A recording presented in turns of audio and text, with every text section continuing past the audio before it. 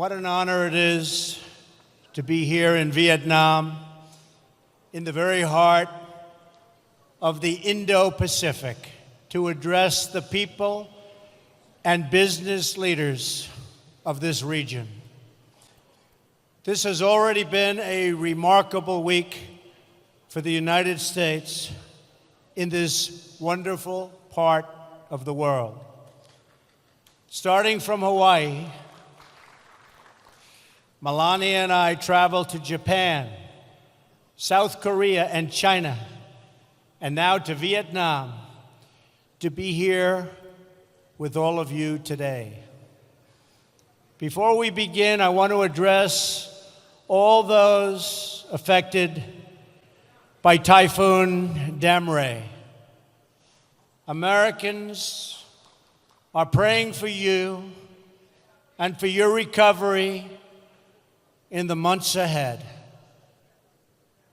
Our hearts are united with the Vietnamese people suffering in the aftermath of this terrible storm. This trip comes at an exciting time for America. A new optimism has swept all across our country. Economic growth has reached 3.2% and going higher. Unemployment is at its lowest level in 17 years. The stock market is at an all-time high. And the whole world is lifted by America's renewal. Everywhere I've traveled on this journey, I've had the pleasure of sharing the good news from America. But even more, I've had the honor of sharing our vision for a free and open Indo-Pacific, a place where sovereign and independent nations with diverse cultures and many different dreams can prosper side by side and thrive in freedom and in peace. I am so thrilled to be here today at APEC because this organization was founded to help achieve that very purpose. America stands as a proud member of the community of nations who make a home on the Pacific. We have been an active partner in this region since we first won independence ourselves. In 1784, the first American ship sailed to China from the newly independent United States. It went loaded with goods to sell in Asia, and it came back full of porcelain and tea. Our first president, George Washington himself, owned a set of tableware from that ship. In 1804, Thomas Jefferson sent the explorers Lewis and Clark on an expedition to our Pacific coast. They were the first of the millions of Americans who ventured west to live out America's manifest destiny across our vast continent.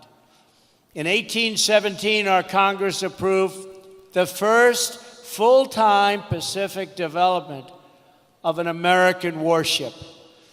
That initial naval presence soon grew into a squadron, then a fleet to guarantee freedom of navigation for the growing number of ships, braving the high seas to reach markets in the Philippines, Singapore, and in India. In 1818, we began our relationship with the Kingdom of Thailand. And 15 years later, our two countries signed a treaty of friendship and commerce, our first with an Asian nation. In the next century, when imperialist powers threatened this region, the United States pushed back at great cost to ourselves. We understood that security and prosperity depended on it. We have been friends, partners, and allies in the Indo-Pacific for a long, long time. And we will be friends, partners, and allies for a long time to come. As old friends in the region, no one has been more delighted than America to witness, to help, and to share in the extraordinary progress you have made over the last half century. What the countries and economies represented here today have built in this part of the world is nothing short of miraculous. The story of this region in recent decades is the story of what is possible when people take ownership of their future. Few would have imagined just a generation ago that leaders of these nations would come together here in Da Nang to deepen our friendships, expand our partnerships, and celebrate the amazing achievements of our people. This city was once home to an American military base in a country where many Americans and Vietnamese lost their lives in a very bloody war. Today, we are no longer enemies. We are friends. And this port city is bustling with ships from all around the world. Engineering marvels like the Dragon Bridge welcome the millions who come to visit Da Nang's stunning beaches, shining lights, and ancient charms. In the early 1990s, nearly half of Vietnam survived on just a few dollars a day, and 1 in 4 did not have any electricity. Today, an opening Vietnamese economy is one of the fastest growing economies on earth. It has already increased more than 30 times over, and the Vietnamese students rank among the best students in the world.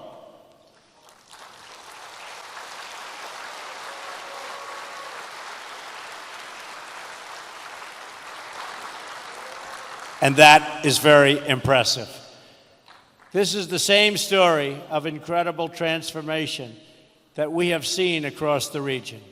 Indonesians for decades have been building domestic and democratic institutions to govern their vast chain of more than 13,000 islands. Since the 1990s, Indonesia's people have lifted themselves from poverty to become one of the fastest growing nations of the G20. Today, it is the third largest democracy on earth. The Philippines has emerged as a proud nation of strong and devout families. For 11 consecutive years, the World Economic Forum has ranked the Philippines first among Asian countries in closing the gender gap and embracing women leaders in business and in politics.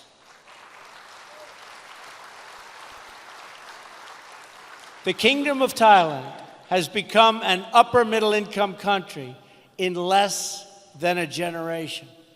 Its majestic capital of Bangkok is now the most visited city on earth. And that is very impressive. Not too many people here from Thailand.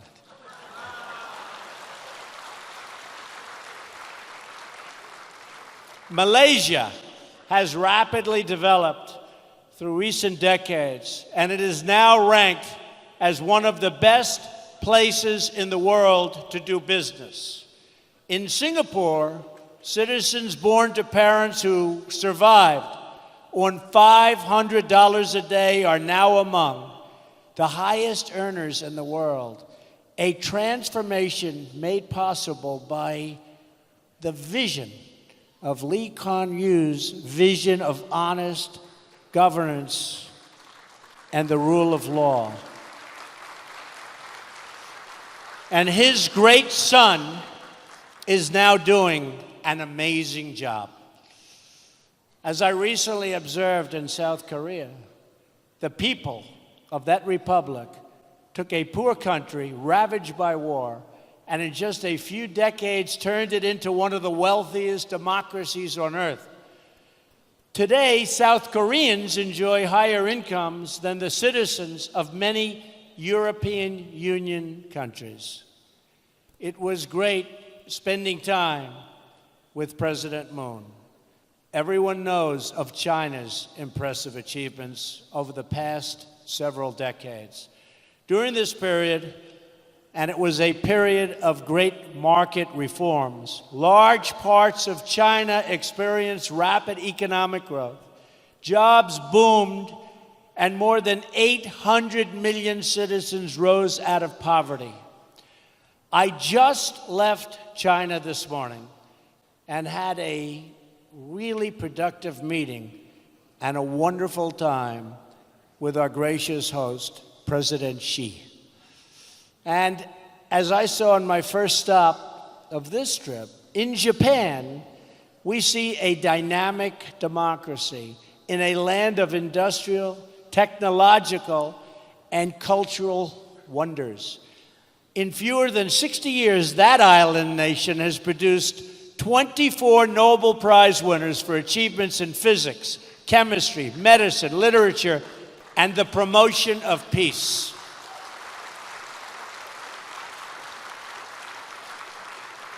President Abe and I agree on so much.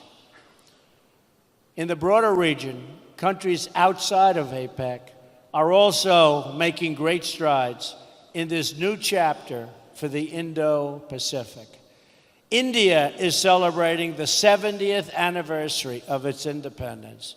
It is a sovereign democracy, as well as, think of this, over 1 billion people. It's the largest democracy in the world.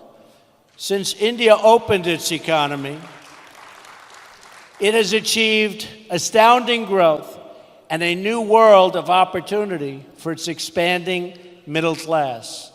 And Prime Minister Modi has been working to bring that vast country and all of its people together as one. And he is working at it very, very successfully indeed. As we can see in more and more places throughout this region, citizens of sovereign and independent nations have taken greater control of their destinies and unlocked the potential of their people. They pursued vision of justice and accountability, promoted private property and the rule of law, and embraced systems that value hard work and individual enterprise. They built businesses. They built cities. They built entire countries from the ground up.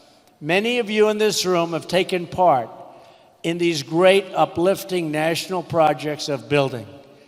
They have been your projects from inception to completion, from dreams to reality.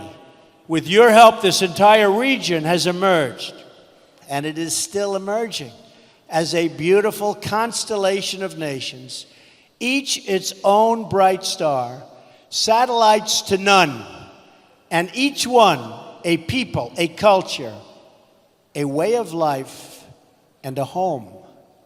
Those of you who have lived through these transformations understand better than anyone the value of what you have achieved. You also understand that your home is your legacy, and you must always protect it. In the process of your economic development, you've sought commerce and trade with other nations and forged partnerships based on mutual respect and directed toward mutual gain. Today, I am here to offer a renewed partnership with America, to work together to strengthen the bonds of friendship and commerce between all of the nations of the Indo-Pacific, and together to promote our prosperity and security.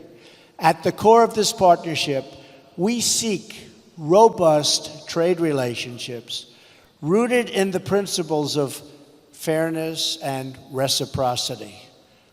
When the United States enters into a trading relationship with other countries or other peoples, we will, from now on, expect that our partners will faithfully follow the rules just like we do. We expect that markets will be open to an equal degree on both sides, and that private industry, not government planners, will direct investment. Unfortunately, for too long and in too many places, the opposite has happened. For many years, the United States systematically opened our economy with few conditions. We lowered or ended tariffs, reduced trade barriers, and allowed foreign goods to flow freely into our country. But while we lowered market barriers, other countries didn't open their markets to us. Funny. They must have been one of the beneficiaries. What country do you come from, sir? Countries were embraced by the World Trade Organization, even if they did not abide by its stated principles. Simply put, we have not been treated fairly by the World Trade Organization. Organizations like the WTO can only function properly when all members follow the rules and respect the sovereign rights of every member. We cannot achieve open markets if we do not ensure fair market access. In the end, unfair trade undermines us all. The United States promoted private enterprise, innovation, and industry.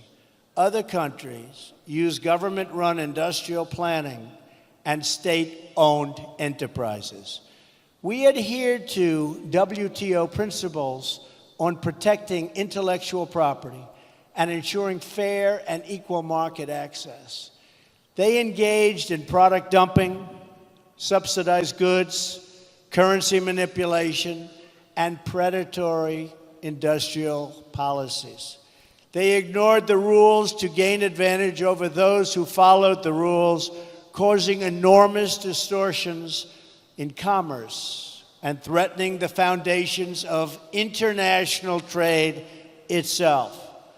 Such practices, along with our collective failure to respond to them, hurt many people in our country and also in other countries.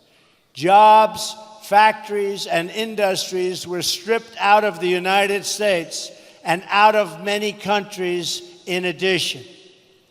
And many opportunities for mutually beneficial investments were lost because people could not trust the system. We can no longer tolerate these chronic trade abuses, and we will not tolerate them. Despite years of broken promises, we were told that someday soon everyone would behave fairly and responsibly. People in America and throughout the Indo-Pacific region have waited for that day to come, but it never has, and that is why I'm here today, to speak frankly about our challenges and work toward a brighter future for all of us. I recently had an excellent trip to China, where I spoke openly and directly with President Xi about China's unfair trade practices and the enormous trade deficits they have produced with the United States. I expressed our strong desire to work with China to achieve a trading relationship that is conducted on a truly fair and equal basis. The current trade imbalance is not acceptable. I do not blame China or any other country, of which there are many, for taking advantage of the United States on trade. If their representatives are able to get away with it, they are just doing their jobs. I wish previous administrations in my country saw what was happening and did something about it. They did not, but I will. From this day forward, we will compete on a fair and equal basis. We are not going to let the United States be taken advantage of anymore. I am always going to put America first, the same way that I expect all of you in this room to put your countries first.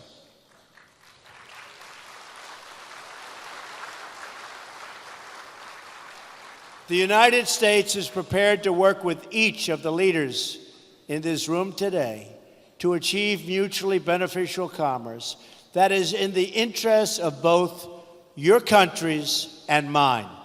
That is the message I am here to deliver. I will make bilateral trade agreements with any Indo-Pacific nation that wants to be our partner and that will abide by the principles of fair and reciprocal trade. What we will no longer do is enter into large agreements that tie our hands, surrender our sovereignty, and make meaningful enforcement practically impossible. Instead, we will deal on a basis of mutual respect and mutual benefit. We will respect your independence and your sovereignty. We want you to be strong, prosperous, and self-reliant, rooted in your history, and branching out toward the future. That is how we will thrive and grow together in partnerships of real and lasting value. But for this, and I call it the Indo-Pacific dream, if it's going to be realized, we must ensure that all play by the rules, which they do not right now. Those who do will be our closest economic partners.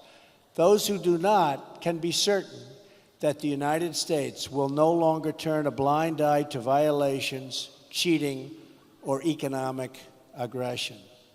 Those days are over. We will no longer tolerate the audacious theft of intellectual property. We will confront the destructive practices of forcing businesses to surrender their technology to the state and forcing them into joint ventures in exchange for market access. We will address the massive subsidizing of industries through colossal state-owned enterprises that put private competitors out of business, happening all the time.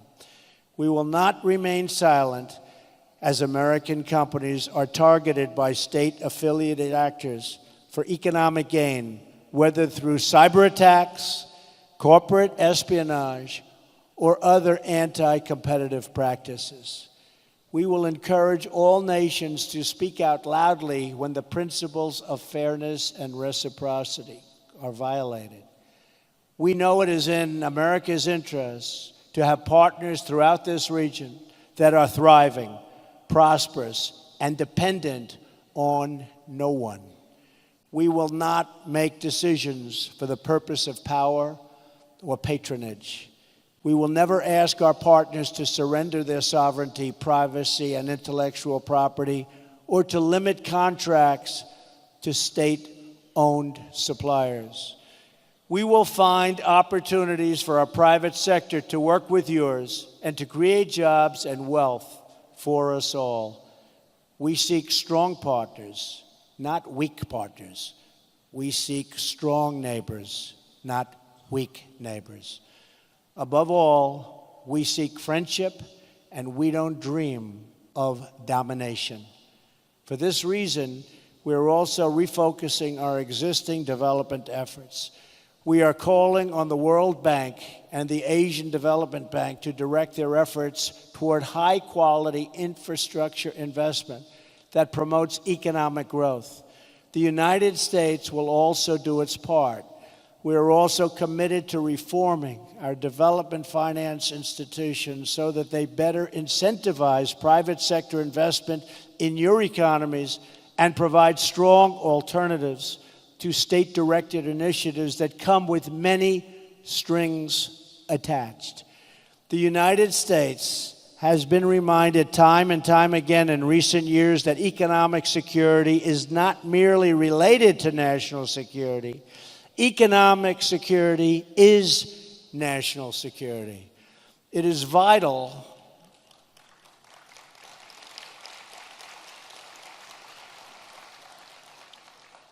to our national strength. We also know that we will not have lasting prosperity if we do not confront grave threats to security, sovereignty, and stability facing our world today. Earlier this week, I addressed the National Assembly in Seoul, South Korea, and urged every responsible nation to stand united in declaring that every single step the North Korean regime takes toward more weapons is a step it takes into greater and greater danger. The future of this region and its beautiful people must not be held hostage to a dictator's twisted fantasies of violent conquest and nuclear blackmail. In addition, we must uphold principles that have benefited all of us, like respect for the rule of law, individual rights, and freedom of navigation and overflight, including open shipping lanes. Three principles, and these principles create stability and build trust, security, and prosperity among like-minded nations. We must also deal decisively with other threats to our security and the future of our children, such as criminal cartels, human smuggling, drugs, corruption, cybercrime, and territorial expansion. As I have said many times before, all civilized people must come together to drive out terrorists and extremists from our societies, stripping them of funding, territory, and ideological support. We must stop radical Islamic terrorism. So let us work together for a peaceful, prosperous, and free Indo-Pacific. I am confident that together, every problem we have spoken about today can be solved and every challenge we face can be overcome. If we succeed in this effort, if we seize the opportunities before us and ground our partnerships firmly in the interests of our own people, then together we will achieve everything we dream for our nations and for our children. We will be blessed with a world of strong, sovereign, and independent nations thriving in peace and commerce with others. They will be places where we can build our homes and where families, businesses, and people can flourish and grow. If we do this, we will look at the globe half a century from now, and we will marvel at the beautiful constellation of nations, each different, each unique, and each shining brightly and proudly throughout this region of the world. And just as when we look at the stars in the night sky, the distance of time will make most of the challenges we have and that we spoke of today seem very, very small. What will not seem small, what is not small, will be the big choices that all of our nations will have to make to keep their stars glowing very, very brightly. In America, like every nation that has won and defended its sovereignty, we understand that we have nothing so precious as our birthright, our treasured independence, and our freedom. That knowledge has guided us throughout American history. It has inspired us to sacrifice and innovate. And it is why today, hundreds of years after our victory in the American Revolution, we still remember the words of an American founder and our second president of the United States, John Adams. As an old man, just before his death, this great patriot was asked to offer his thoughts on the 50th anniversary of glorious American freedom. He replied with the words, "Independence forever." It's a sentiment that burns in the heart of every patriot and every nation. Our hosts here in Vietnam have known this sentiment not just for 200 years, but for nearly 2,000 years.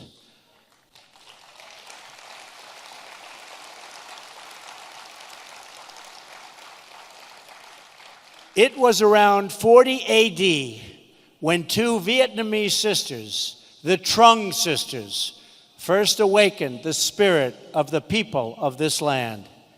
It was then that, for the first time, the people of Vietnam stood for your independence and your pride. Today, the patriots and heroes of our histories hold the answers to the great questions of our future and our time. They remind us of who we are and what we are called to do.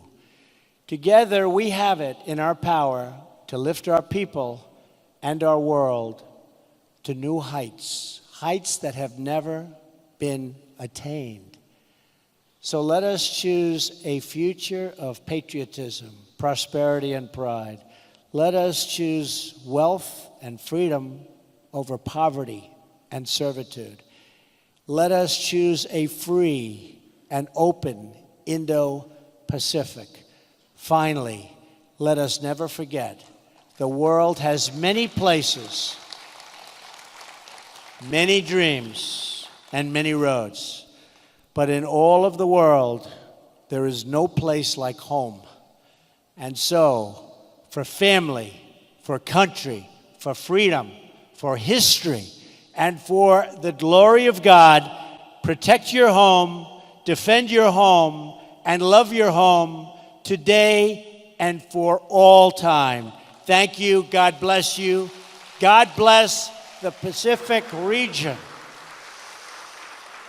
And God bless the United States of America. Thank you very much. Thank you.